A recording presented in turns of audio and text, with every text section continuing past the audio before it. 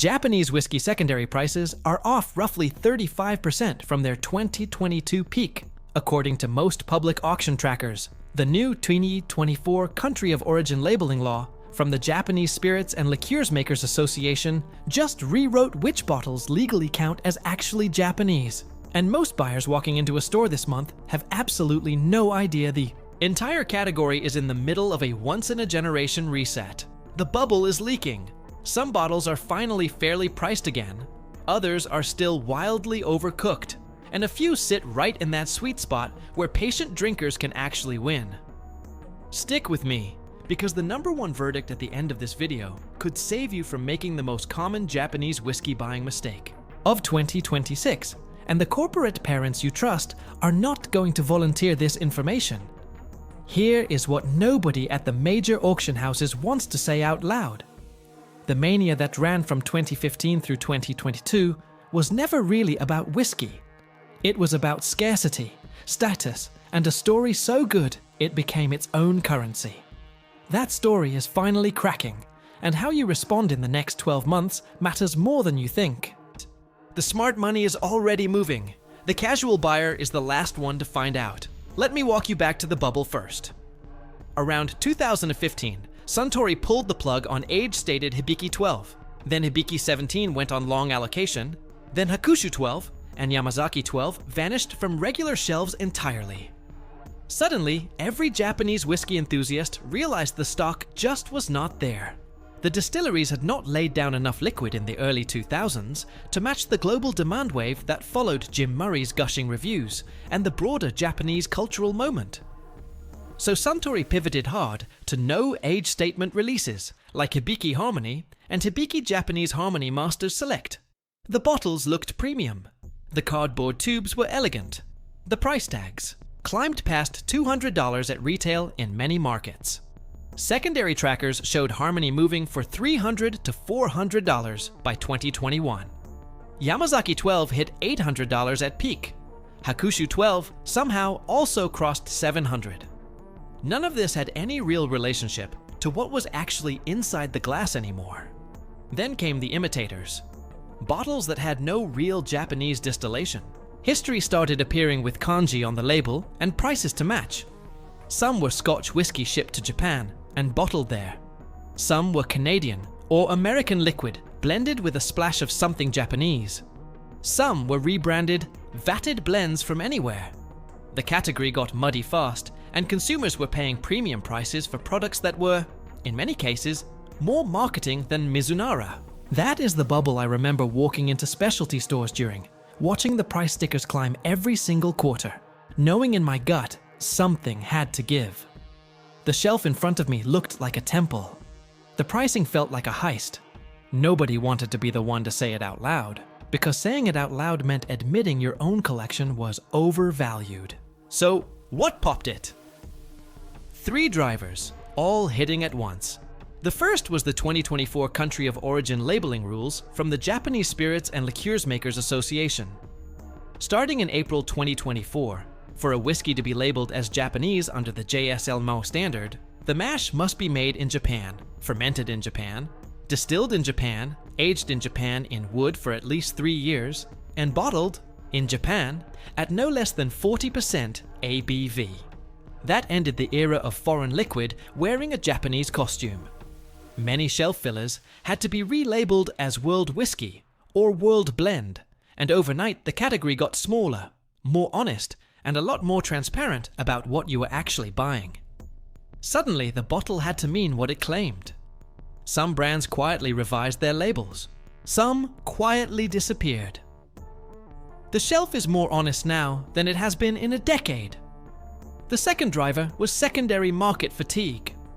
Buyers who had been treating Hibiki Harmony like a stock certificate woke up one morning and realized the music had stopped.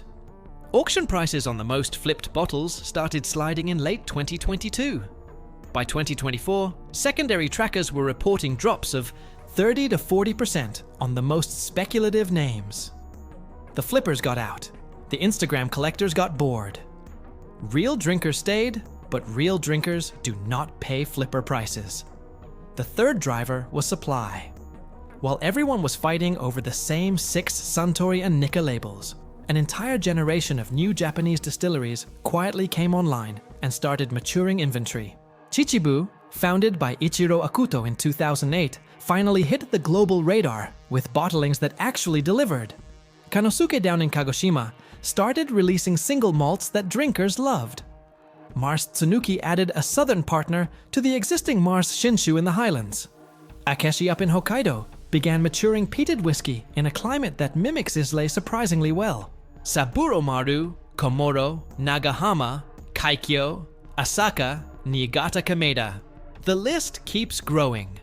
Suddenly, the Japanese category was not just 3 big names anymore. It was an entire ecosystem of small distillers competing on liquid quality instead of label hype. That changes everything about how the category behaves over the next 10 years.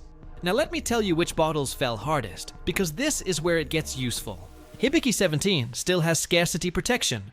The liquid is genuinely rare, and the secondary remains punishing. But Hibiki Harmony, which was peaking near $350 on the secondary in 2021, has dropped substantially.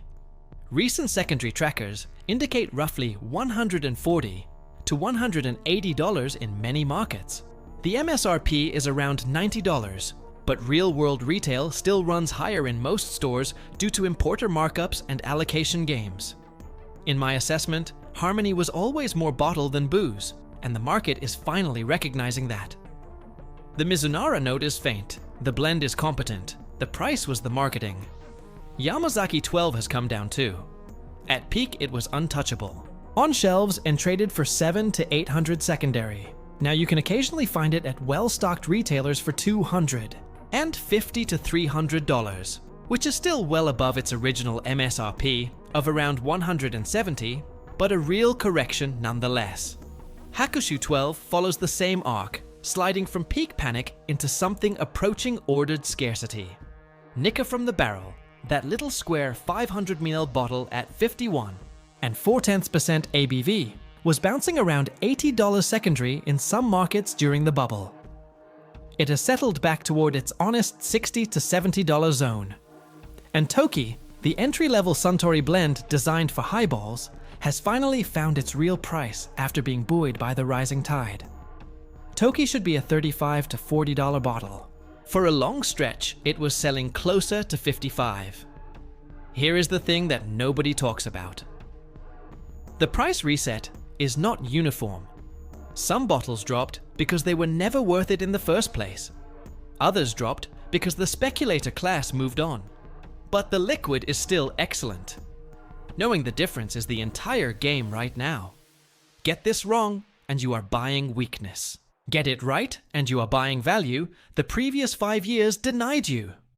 Let me get to the practical question. Should you buy now or wait? Both answers are correct, depending on the bottle. In my assessment, 3 categories of Japanese whiskey are now fairly priced and worth picking up. Toki sits first. At its current $35 to $40 zone, it is a perfectly competent highball blend with a soft cedar nose, light grain sweetness, and a clean finish that does exactly what it was designed to do. Mix it with chilled mineral water and ice, and it earns its slot in the rotation. Is it a contemplation pour? No. But for the price, it stopped being a ripoff somewhere in the last year.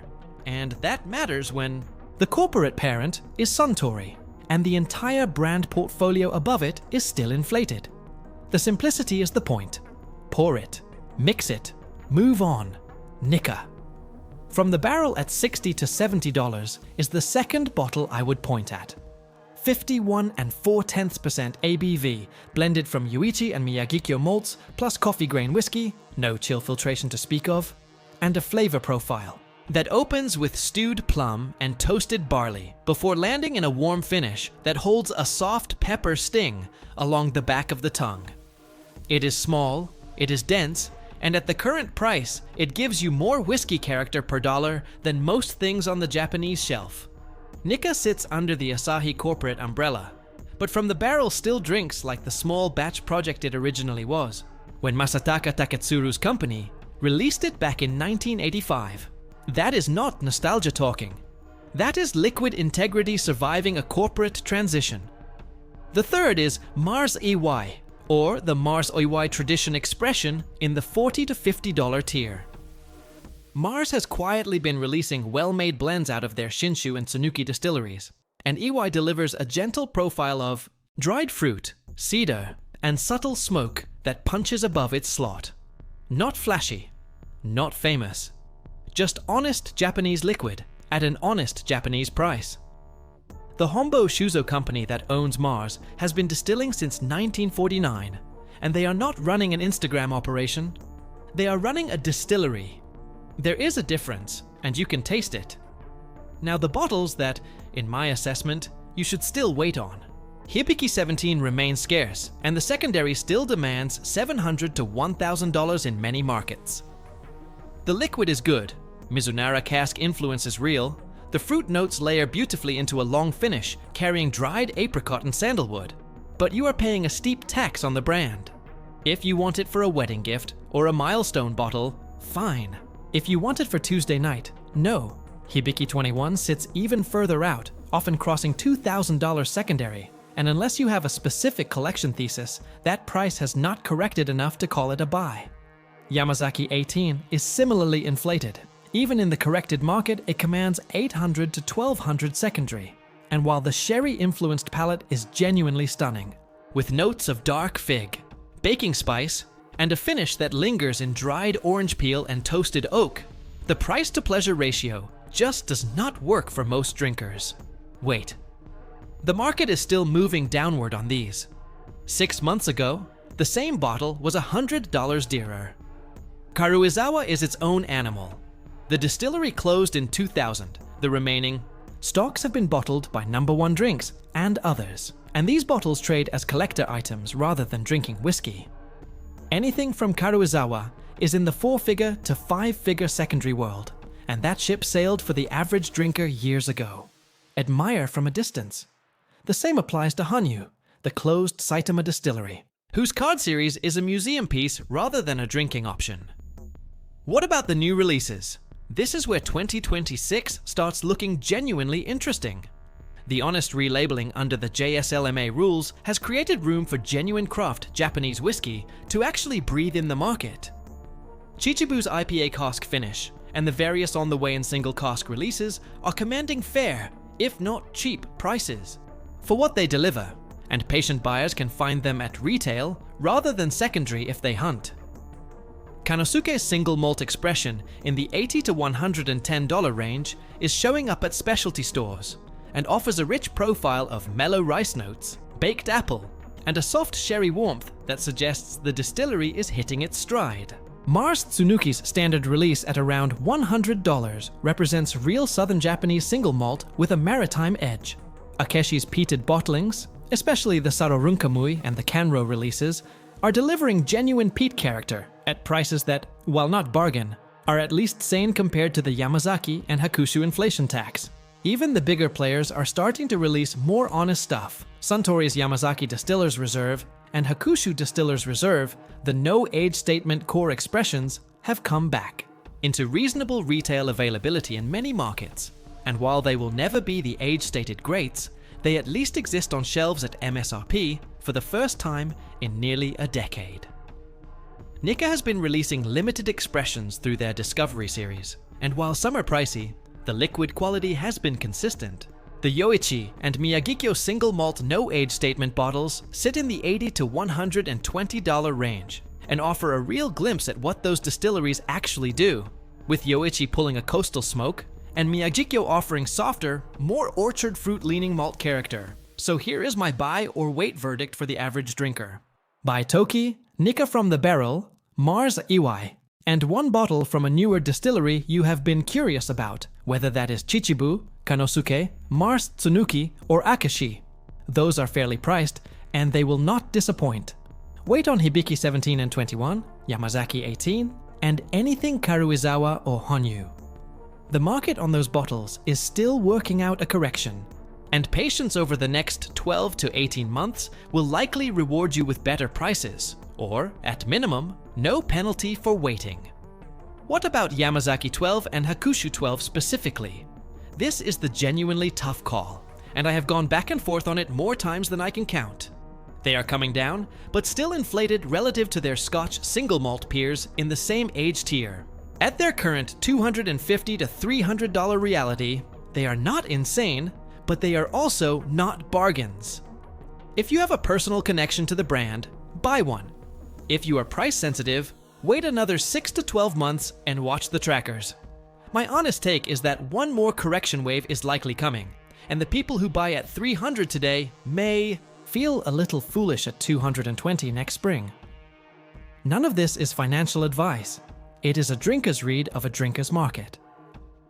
The bigger lesson, and the one I keep coming back to, is that the entire Japanese whiskey bubble was built on the assumption that the supply shortage was permanent and the demand premium was forever. Neither was true.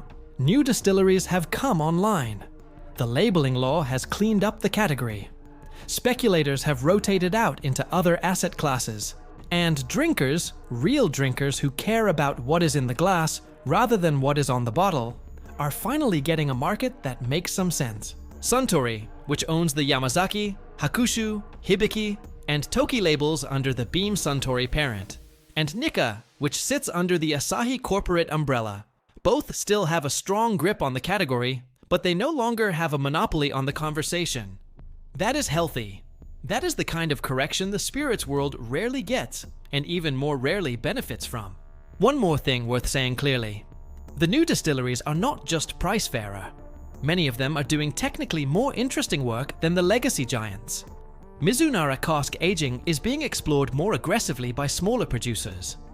Local barley sourcing, water source experimentation, regional yeast strains, all of that craft conversation is now happening in places like Chichibu and Kanosuke and Saburomaru rather than in the boardrooms of the legacy brands. If you want to taste where Japanese whiskey is going, follow the small distilleries. If you want to taste where it has been, the Yamazaki and Hakushu and Yoichi cores still hold up, just not at the prices speculators tried to pin on them. The wave that lifted Suntory and Nikka is now lifting 20 other producers, and that broadening is going to push pricing down further across the entire mid-tier over the next 2 years. A quick word on retail strategy.